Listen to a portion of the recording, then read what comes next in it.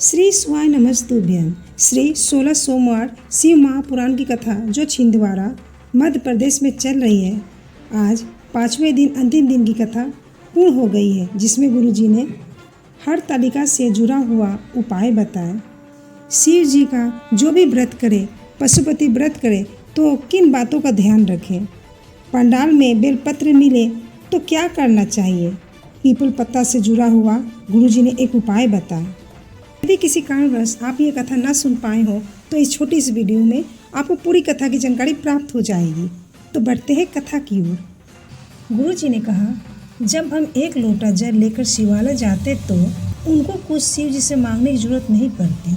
जैसे सुदामा चावल लेकर गए तो भगवान कृष्ण से कुछ मांगने की जरूरत नहीं पड़ी थी और भगवान कृष्ण ने बहुत कुछ दे दिया।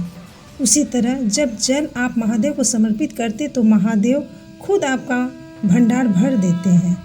गुरुजी ने कहा, जैसे दान पेटी, वस्त्र पेटी, धन पेटी होती है, उसी तरह कथा, देवालय, मंदिर हमारे पाप को खींच लेते हैं और पुण्य प्रदान कर देते हैं।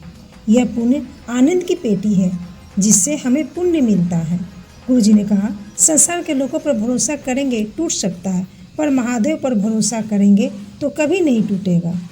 गुरुजी बताते हैं, अगर आप गलत लोगों के बीच में पहुंच भी गए, कोई मदिरा पीने वाला है, कोई मांसाहार करने वाला है, जुआ खेलने वाला है, झूठ प्रपंच करने वाला है, तो कबड्डी को खेल को याद रखें, छुपकर वापस आ जाए, रुक नहीं जाए, नहीं तो आउट हो जाओगे, समाप्त हो जाओगे। गुरुजी ने कहा, फुटबॉल अंदर से खाली रहती, इसलिए लोग लात मारते हैं। यदि आपका मन, चित्त, बुद्धि, हृदय खाली रहता है तो लोग लात मारते रहते, रुलाते रहते। जिस दिन इसमें शिव रूपी भगवान भर गए, उस दिन कोई नहीं रुला सकता। गुरुजी ने कहा, हम जिस भगवान का व्रत कर रहे हैं उसका स्मरण कर रहे हैं, हमारे चित्त वृत्ति में होना चाहिए। अगर हमारे चित्त वृत्ति में उसका स्मरण नहीं है तो व्रत करके कोई फायदा नहीं है। केवल फलाहार लेना, साबुदाने की खिचड़ी खा लेना, खीरा खा लेना, कुछ बनाकर खा लेना, इसको उपवास या व्रत नहीं कहते। व्रत का मूल तत्व है कि जिसका आप उपवास कर रहे हैं उस ईश्वर का हर 2 मिनट में, हर क्षण में स्मरण करें।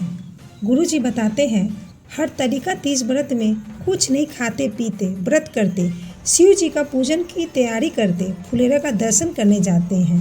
5 जगह पर फुलेरा बंधा हो और हरतालिका तीज के दिन पिछले वर्ष जो बेटियों या कन्याओं या बेटों ने फुलेरा का दर्शन करा हो, उनको साल भर में बाबा कृपा जरूर करते। जहाँ फुलेरा बनता, ऐसे ही 5 जगह का फुलेरा का दर्शन जरूर करें। आपका व्रत हो या ना हो, पर फुलेरा का दर्शन जरूर करें। गुरुजी ने कहा, किस्मत मौका देती है और हमारी मेहनत चौका लगा देती है। आप अपनी मेहनत पूरी करो। परीक्षा हॉल में आप अकेले नहीं रहोगे, देवादिदेव महादेव आपके साथ रहेंगे। गुरुजी आगे कथा बताते हैं, 16 सोमवार के व्रत में सुबह पूजा अर्चना करके शाम के प्रदोष काल के समय पार्थिव शिवलिंग का निर्माण करके पूजन करें, या आपके घर में जो पार्थिव शिवलिंग है उसका पूजन कर लें। जिस प्रसाद को बनाओगे उसके 3 हिस्से करेंगे।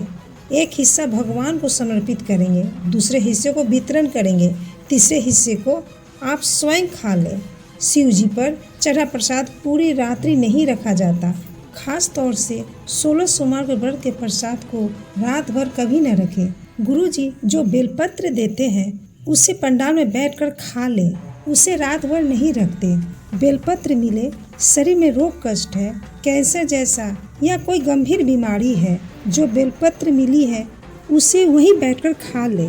रज को हृदय से लगाकर नमन करके जाए, मुझे ये रोग है, समाप्त कर दे। कथा के विराम वाले दिन की बेलपत्र नहीं खाई जाती, उस बेलपत्र को रखा जाता है। बाकी दिनों की बेलपत्र को खाया जाता है। आखिरी दिन की बेलपत्र को लाल कपड़े में लपेटकर अपने पूजा स्थान पर रखें। गुरुजी ने कहा, अगर आपके हाथ पैर शरीर अच्छे हैं, नेत्र अच्छे हैं, कोई बीमारी नहीं है, आराम से 2 रोटी कमाकर खा रहे हैं, तो दुनिया में सबसे सुखी व्यक्ति आप हो। भगवान को धन्यवाद दिया करें, मेरा जन्म अच्छे घर में हुआ है। शिव महापुराण की कथा कहती है, पशुपति व्रत करे, तो अपने हाथ से प्रसाद बनाए। पशुपति व्रत करे तो अपने हाथ से थाली को सजाए। गुरुजी ने कहा, शंकर भगवान का कोई भी व्रत करे, पशुपति व्रत, हरतालिका व्रत या शिवरात्रि व्रत, जो भी व्रत करे, अपने हाथ से थाली को सजाए, दिया बाती स्वयं करे। गुरुजी ने निवेदन किए, आप 6 दिए जो शिवालय ले जाते हो, उसकी बाती बाजार की बनी हुई की अपेक्षा घर पर अपने हाथ से बनाकर लेकर जाएं, तो पशुपति व्रत आपका फल जरूर मिलेगा। पशुपति व्रत में अपने हाथ से प्रसाद बनाएं। बढ़ते हैं पत्र की ओर। गुरुजी ने आज 2 ही पत्र पढ़े। दुर्गेश जी ने पत्र लिखे। 10 साल से सोराइसिस की बीमारी थी, बहुत इलाज कराया, आराम नहीं मिला। उनकी बहन ने शिव महापुराण की कथा सुनने को कहा। फिर उन्होंने शिव जी पर चढ़ा हुआ जल बेलपत्र खाना प्रारंभ किए। सियोर जाकर रुद्राक्ष लाई, रुद्राक्ष का पानी शिव जी पर चढ़ाकर पीती।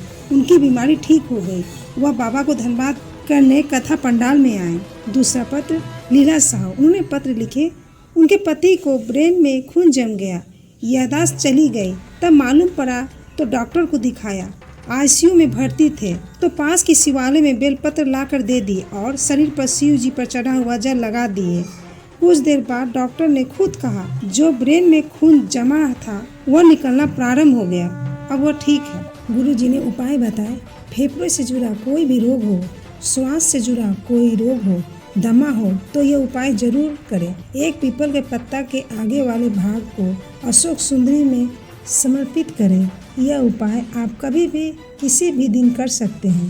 गुरुजी ने बस इतने ही बताए हैं। गुरुजी ने आगे कथा जानकारी देते हुए बताए, 15 तारीख से पूर्णा महाराष्ट्र में कथा होगी, जिसका समय 2 बजे से 5 बजे तक होगी। इस कथा का नाम अष्टविनायक शिव महापुराण की कथा होगी।